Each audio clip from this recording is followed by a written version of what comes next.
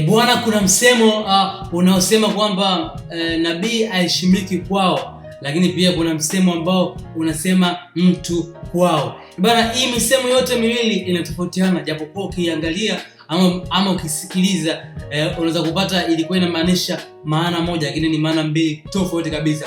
Bwana, mmoja kati ya content creator ama naweza kusema TikToker anaenda kwa jina la Kilipo.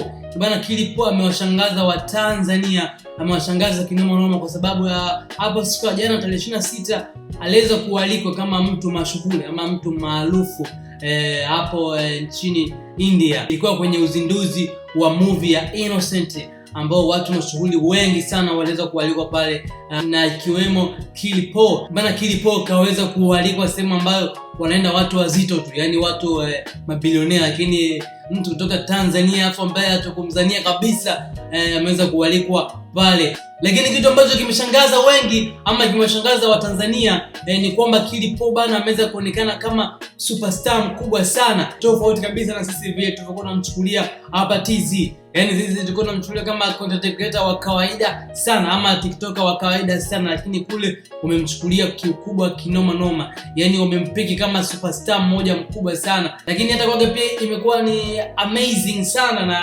imekuwa ni crazy thing kwa sababu yeye pia ameweza kushangaa watu venye walivyokuwa wanampatikia nini, wanapiga naye picha nini. Yani kibongo heshima kama ile pale kumpa ilikuwa ni nadra sana. Yani kibongo tunamuona anafanya challenge za nyimbo za wasanii wa bongo, tunamuona kama mnamba lips tu, lakini kule bana wameweza kumpa ukubwa tena ukubwa kinoma noma. Bana, siku jana hapo ilikuwa tarehe 26 hapo India, vitu vingi sana vimeweza kuonekana kwa Kilipo, maana walikuwa wanapiga paka selfie, wanamfuata, wanamuomba selfie. Yani kinamna fulani hivi kama ni mtu mzito. Kama unaweza kuona hii video, nenda kwenye account yake ya Kilipo pale, unaweza kuona video ameweza kuziposti pale, na utaweza kuona Wahindi venye wanapapatika, yani venye wanajipeleka na kutaka selfie kwake Kilipo. Bana, hii imenifundisha kitu kwamba nabii aheshimiki kwake, yani nabii akubaliki kwao. Hii ndio maana halisi, kwa sababu sisi wa bongo tumemchukulia Kilipo ni kama mtu wa kawaida sana, lakini Wahindi wakachukua hii kama advantage ya yeye kupaisha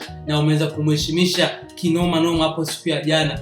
Bana, langu jina ni Job Bad the Bad Sniper. Mimi ni yule ambaye nakufikishia stories zote ambazo zina trend, haijalishi ni story ya namna gani, as long as zimekuwa ni trending ama ilishawahi kuwa trending. Bana, mimi nakufikishia hapo lakini pia kingine mimi sibagui ni story ya namna gani nikufikishie, yani iwe ya kiburudani, michezo, kiuchumi pamoja na kisiasa. Mimi nakufikishia Mtanzania ili upate kujua yapi yanaendelea na yapi yaliyokwisha kuendelea hapa nchini. Bana, cha msingi tu usisahau kusubscribe na kushare na kucomment pamoja na kulike ili wa kwanza kabisa kupata story ambazo nitakuwa naziweka ama nitakuwa nazipublish hapa. Bana, hii ni news trending.